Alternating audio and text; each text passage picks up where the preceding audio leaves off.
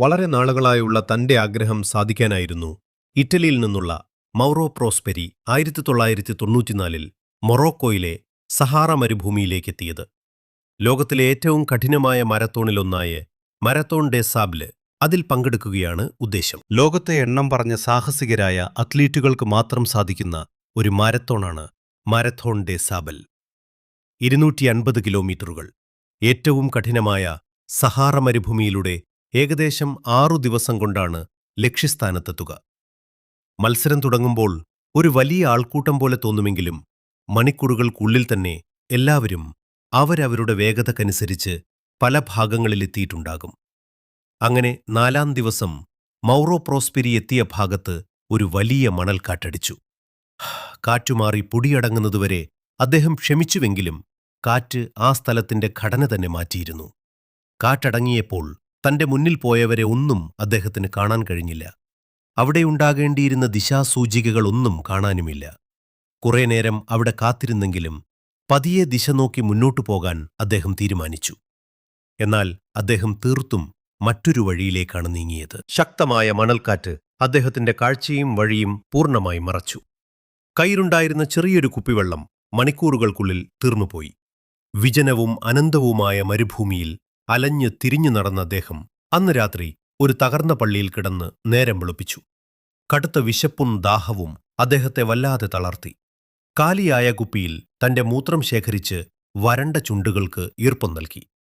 മരുഭൂമിയിലെ കത്തുന്ന സൂര്യൻ തന്റെ ജീവനെ ശരീരത്തുനിന്നും വലിച്ചെടുക്കുന്നതായി അദ്ദേഹത്തിന് തോന്നി.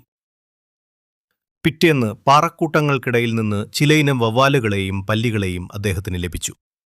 അതിന്റെ രക്തവും മാംസവും അദ്ദേഹത്തിന് ഒരു താൽക്കാലിക ആശ്വാസം നൽകി.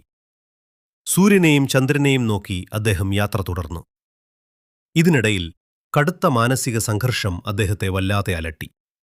ഒരു വേള തന്റെ കയ്യിലിരുന്ന ചെറിയ പേനാക്കത്തി ഉപയോഗിച്ച് കൈയിലെ ഞരം മുറിച്ച് ഈ മാനസിക സംഘർഷത്തിൽ നിന്നും രക്ഷപ്പെടാൻ അദ്ദേഹം തുനിഞ്ഞു.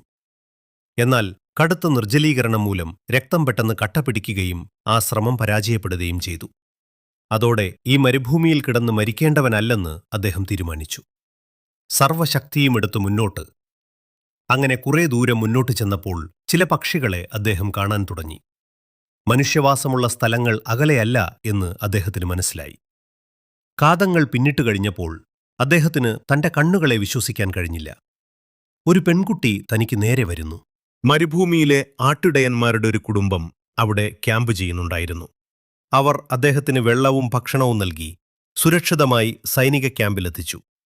അവരിൽ നിന്ന് അയാളെത്തിയത് മൊറോക്കോയിൽ നിന്നും 100 കണക്കിന് കിലോമീറ്ററുകൾ ദൂരെ അൾജീരിയയിലാണെന്ന് മനസ്സിലാക്കി. അവർ അദ്ദേഹത്തിന് ആവശ്യമായ ചികിത്സ നൽകി ആശുപത്രിയിലേക്ക് മാറ്റുകയും ചെയ്തു. വഴിതെറ്റി ഏകദേശം 9.5 ദിവസമാണ് അദ്ദേഹം വിജനമായ മരുഭൂമിയിൽ അലഞ്ഞത്. ഏകദേശം 16 കിലോയോളം ഭാരം അദ്ദേഹത്തിന് നഷ്ടമായിരുന്നു. മനുഷ്യന്റെ മനസ്സുറപ്പ് ചിലപ്പോൾ പ്രകൃതിയേക്കാൾ ശക്തമാണെന്ന് തെളിയിച്ച കഥയാണിത്.